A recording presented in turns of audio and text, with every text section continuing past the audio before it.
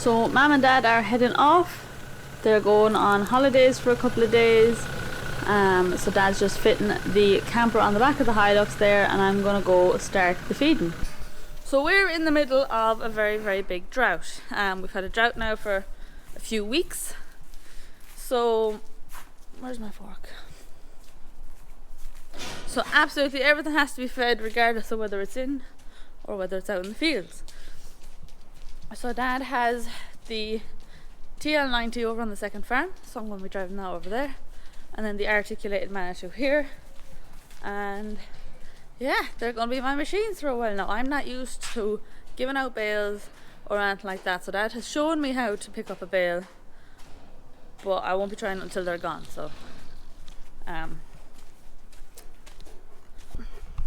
So myself, Jessie, Prune and Paco are going to be minding the place for the next 5 days. They thought they'd get off last night, but it was a bit busy. And my brother William, the one that you've never seen on camera before because he does not want to be on camera, he is coming back. So he lives in France, about an hour and a half away, so he is coming back tomorrow, so Sunday evening, for 2.5 days, and then he has to go back. So that's just going to take a bit of pressure off me with all the feeding, because there is a lot of feeding to do. And throughout the video I will explain what's going on with the channel, what's going on with all of us, where have we been, why have we not posted anything, and will the YouTube channel continue, and what's the story, and was that thumbnail clickbait? No, it wasn't, but anyways, let's get cracking.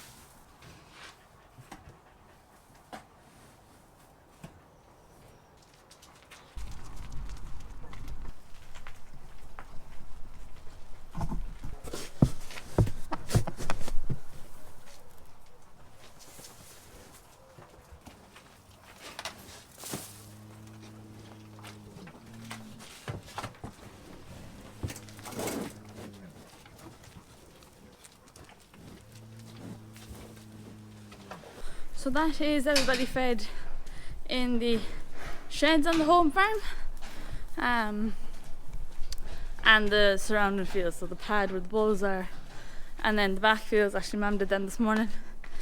So gonna go in now, wait for them to leave, get rid of them, and then have breakfast and head over. I'll probably do the bales on the other farm first, just to make sure everything over there is okay, has water and the electric fences are all working, and then I'll come back here and do the bales on this farm, or the other way around, but probably that way. Go, Laura. You have to make sure you leave. Okay. Get out of here. Ciao. What is it? Hasta la vista. Huh?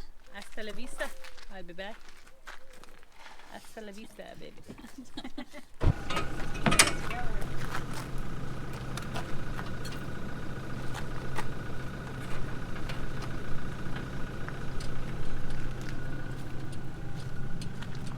So, we just want to put that on so no one will bother the earth, wasting time to break in for nothing. Okay.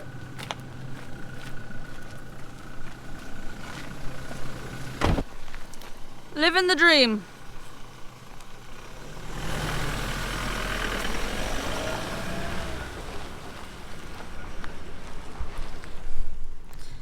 Took a while, but we got rid of them, Jess. So Mum and Dad have finally left on a well-deserved holiday, so they're going to Italy. Why are they stopped up at the top of the road now? What they forget? Anyways, they're off to Italy, so they're driving down to Italy. They should actually be there tonight. I think we're about 5 hours or 6 hours from the borders, and yeah, they're off for a few days. So like I said, William is then coming back. He's back tomorrow night sometime, so he'll be helping me out Monday, Tuesday and Wednesday morning, and then I think they're coming back on Thursday, something like that. I don't know when they get back. So I have to look after the place and just keep everything and everyone alive until then. Okay, so myself and Jessie, wherever she is, are over on the second farm now. So I just have to check on the cows. I don't have to give them hay because myself and Dad gave them all hay there yesterday. So just check that they have water and stuff. But first I'm going to go do the solar shed. They have to get hay. There's lots of cows in there. So I'll give them hay morning and evening. Check on them all over here morning and evening. And yeah, probably tomorrow morning then I'll have to start giving out bales of hay to whoever's feeders are empty.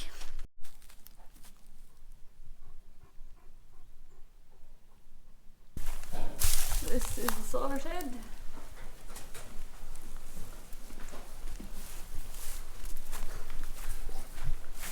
Okay, day 2, the Sunday. So I didn't do any more filming yesterday, but it's a nice morning out now. The sun's just up. It's nice and cool in the morning, so trying to get most of the manual labour done now, and then just leave the tractor driving for when it gets hot. But hopefully it's not getting as hot anymore. So we were getting about 36, 38 degrees all last week, and it's supposed to have cooled down now this week to about 31, 29, them sort of temperatures, so just a bit easier for working. They all need a meal. Yeah, today kind of is the day I have to do everything. So William's back tonight. I don't think I'll ever be so happy to see William. So William's back tonight. Train gets in at 9, so I need to kind of make sure and have everything done then tonight for 8:30, because last night I finished at 9:30. So I got to start a bit earlier. And yeah, Jessie likes to do the rounds with me in the morning along with Prune, because the heat is a big struggle for her. So when it's nice and cool in the morning is when she can get out. Yeah. And then she'll stay inside in the nice cool cold floors for the rest of the day. So yeah, let's get started. So first things first, we have a weanling that got his head stuck. The Egypt. You're alright, you're alright. There we go. Almost.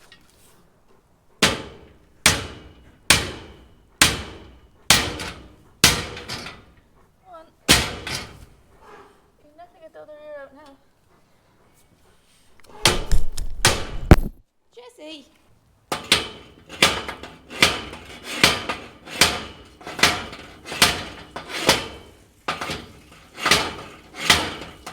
Now, you should have loads of room. Go on, try it.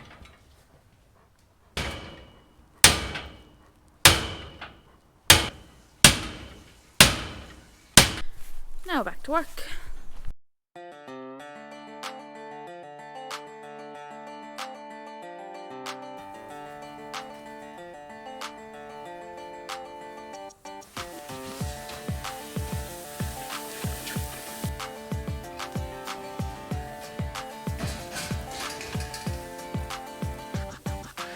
These ladies are the heifers. I think normally Dad gives them a bit of maize, but just for the time being, they're just going to be getting silage. Oh, the lovely looking ladies.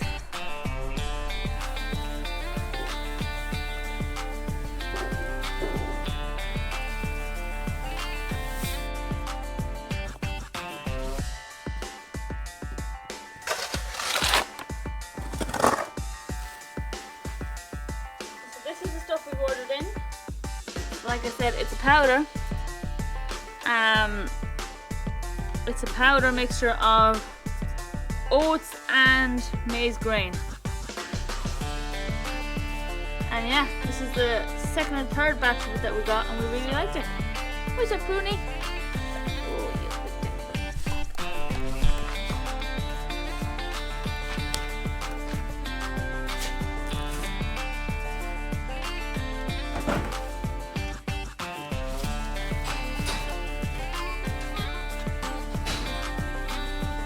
So you might be wondering why we have a load of cows in the summertime. It's a little bit unusual. Normally everything would be out this time of year.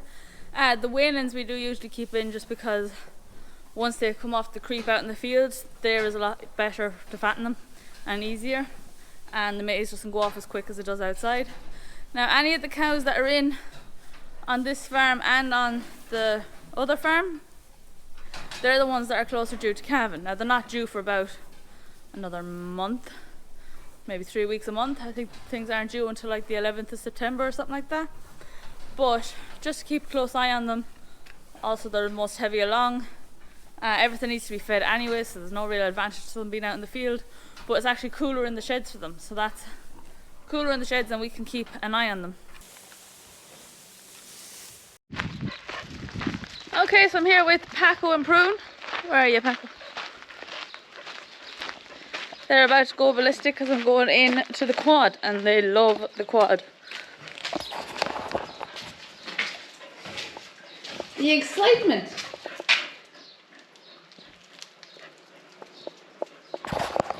So they love going for a run beside the quad. They will go a bit ballistic and start barking, especially Prune. And again, lie down.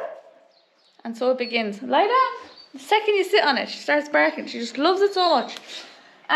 So we're just going to go and do the rounds over here very quickly and check fences, see if everything has water, and see what needs a bail, if anything needs a bail. Yeah, rather than going out with the Manitou. So I will probably cut out the noise now from this.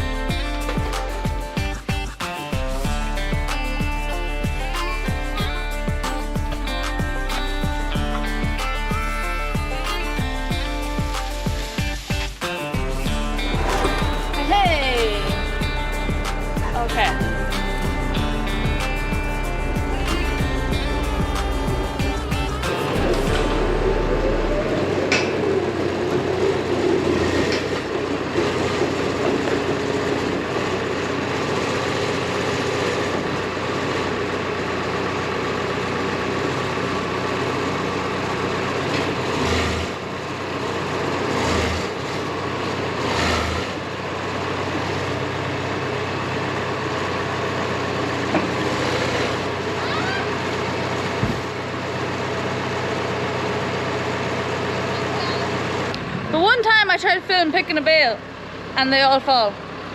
Every other time, perfect.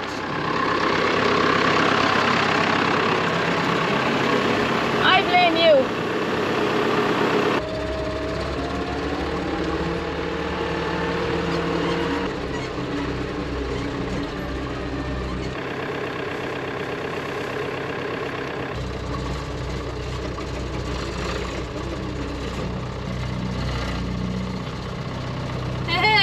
Perfecto! Look at that. Guess what? It's raining. It's been raining all night. It's a bit of a thunderstorm actually, so everything's plugged out and I have to go over and check the water. Check the water here that I didn't trip, and check the water in the other farm that I didn't trip. But yeah, I think we're promised 3 days of rain at least. So myself and Paco are gonna go over to the second farm. We're gonna be taking the Land Rover, so I never drive the Land Rover. I might have to pump a wheel because it hasn't been used in a while. So Dad said just check the tires there. But basically, I never drive the Land Rover. I've driven it once, and that's because Mum and Dad got the Hilux stuck on the other farm and called me to bring the Land Rover over. But that was the first and only time I've ever driven it. Wait.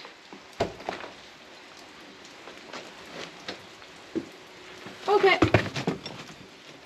How'd you know I was going to say that? So Mum and Dad bought the Land Rover in 2003 in Ireland, so it is indeed. So it is a right-hand drive, and in France we drive on the right. So that's wrong. Now, well used to driving back and forth from all the time going back to Ireland, but I'm not used to driving a right-hand drive on the right-hand side. That's the only thing, but it's a quick trip. So yeah, I didn't bring anything to hold the camera. So tires pumped. This clutch seems fairly heavy, and you twist it backwards. Hey hey. So I'm here with two Dad's pride and joys, the Land Rover and Paco. Not me, no. Anyways, I'll try not to crash either of them. Handbrake. Ooh. Okay. Okay.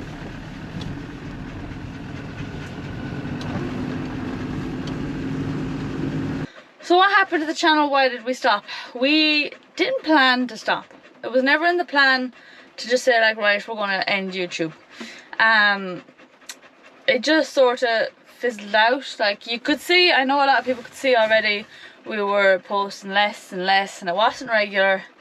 And one day we just made the last video, and after that it got busy and we never got around to making another one. It's as simple as that. Now I know people don't like it that we didn't say that we weren't, or put up a video and say, right, this will be the last video or something like that, but to be honest, we just didn't know that was going to be it.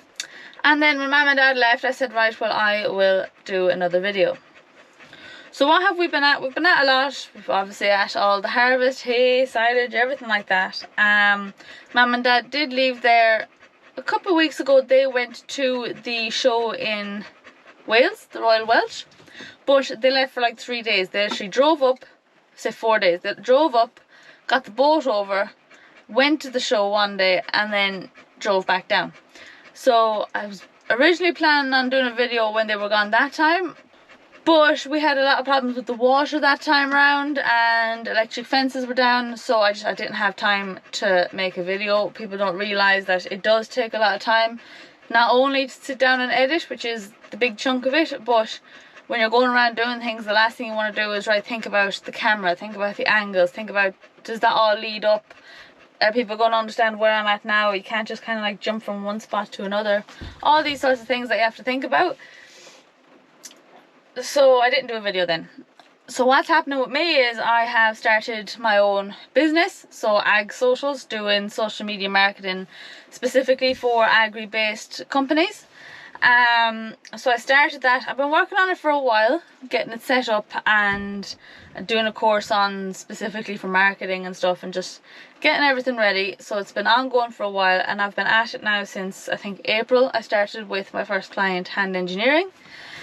So they make everything from zero grazing machines. They do log splitters and buckets and things like that in County Meath. So I started with them, and that's going well. I went back then, when Mum and Dad came back from the Royal Welsh, I actually went back to Ireland for the Tullamore show. Now I was simply going back to try and find some more clients, kind of do things like that, because I've decided to kind of go at this full time. So that is my plan, is to run the social media for companies full time. And with that being said, I'm probably going to end up moving back to Ireland. So that's my plan, is to move back. Now obviously living expenses are really high, so I need a certain amount of clients set up before I can do that. But I don't want to take on too many clients either, because what I'm doing is I'm running their social media from start to finish. So everything from trying to come up with the ideas, filming it, editing it, posting it, replying to comments. So I'm doing everything, and so for that I need to be able to film. So at the moment I'm flying back a lot to film, and so I film everything in chunks and go back. But there's obviously things that you're going to be missing doing it like that.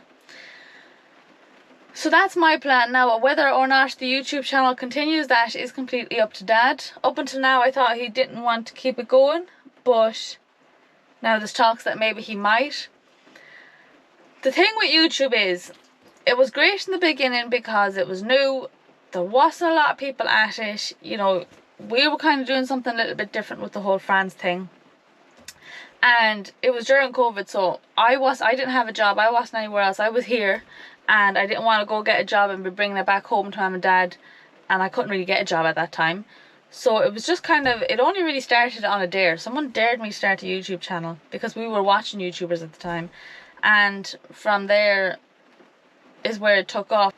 Now, I had no intention of starting a YouTube channel when we actually started. I didn't even know that you could get paid from YouTube. It was simply that someone dared me to do it, and I thought, right, who's gonna see it? Like, it's only gonna be myself, Dad, and maybe some family members who actually watch the damn thing.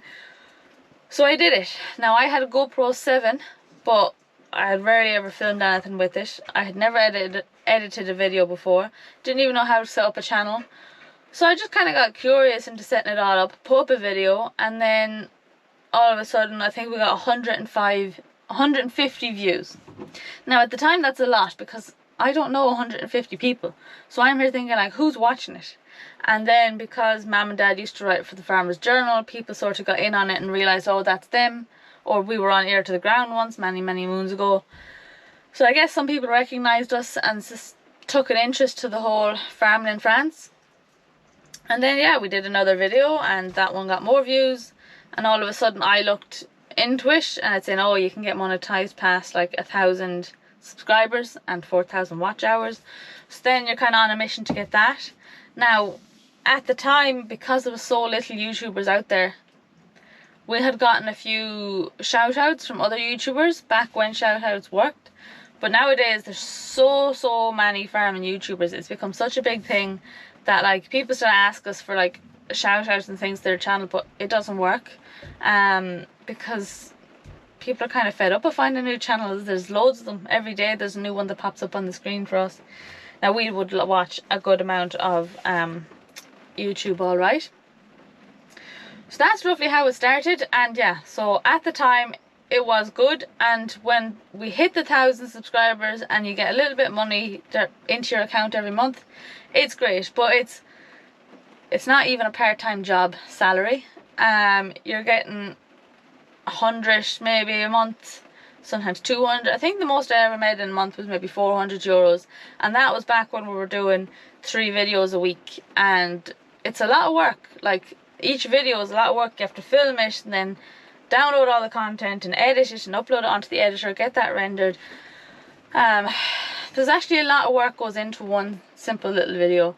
Some videos are more work than others, and then everything's kind of counting on the thumbnail, and then people, it just sort of feels like everything is a little bit against you on YouTube, because when you're a smaller channel, people really want you to do well, and so everyone's really nice and everyone's supportive, and then you grow, and then all of a sudden you've grown to a certain point and people kind of think, oh, you're doing too well, hang on, we don't want to watch it, or whatever they think, and you get some bad comments sometimes. Now most of our comments are very good, so we won't complain about the few bad ones, because you'll always get that. Overall, we're pretty good in the comment section.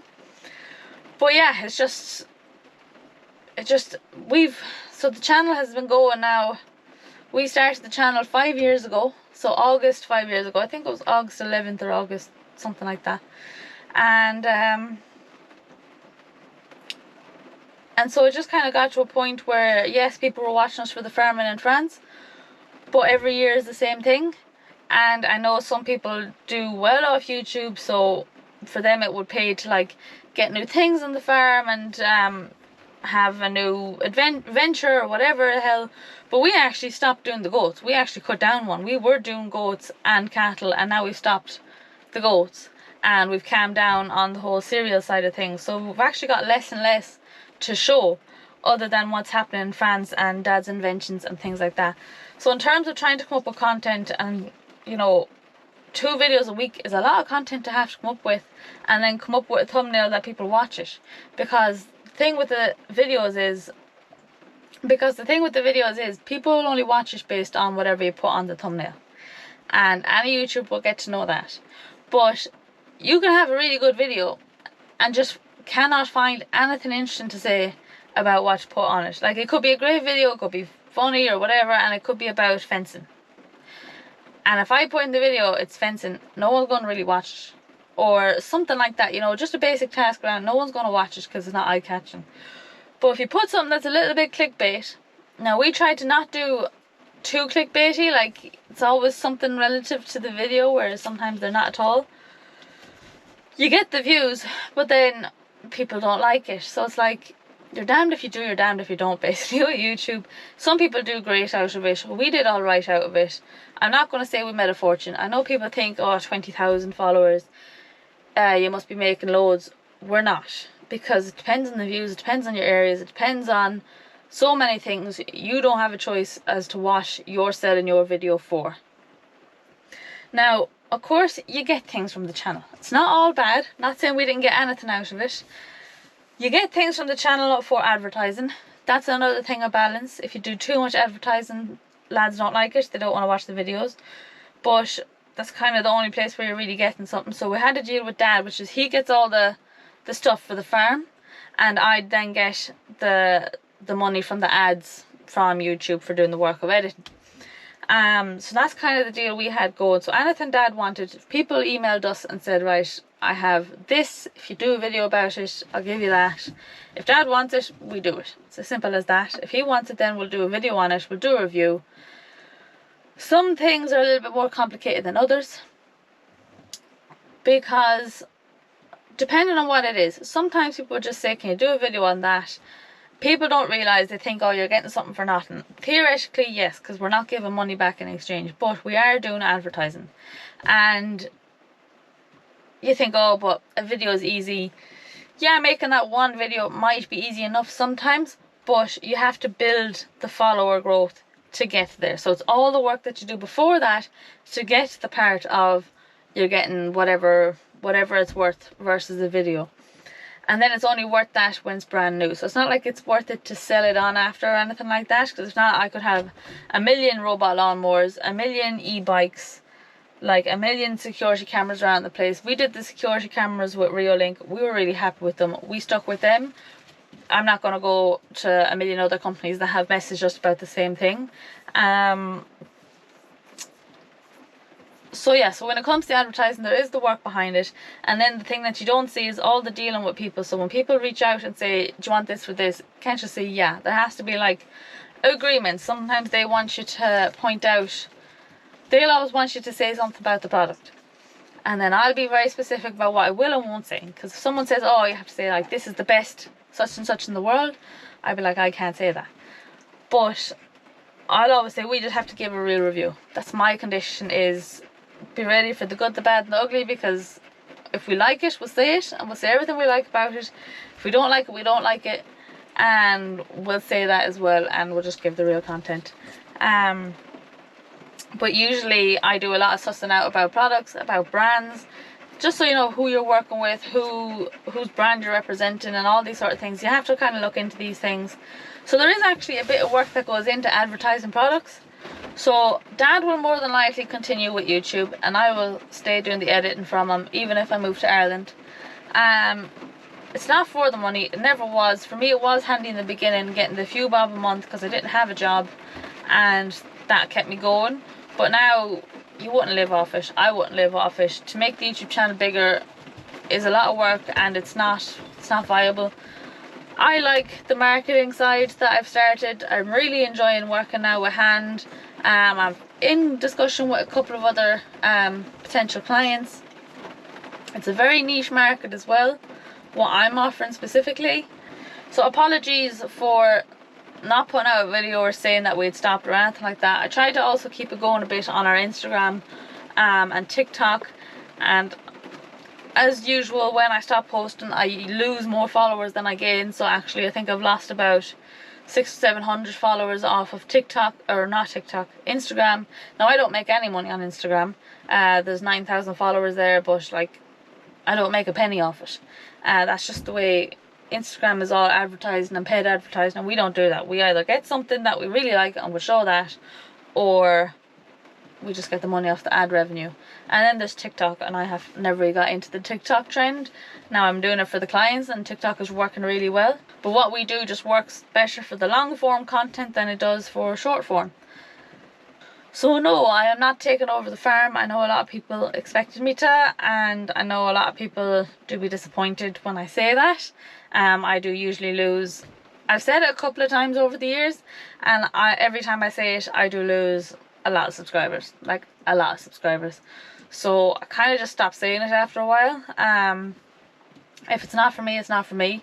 I do enjoy farming, I do like it, but I don't love it, and it is the kind of job that you have to love, and it's a lot of work taking over this farm. If I was to take this over on my own, like, this is a lot of work.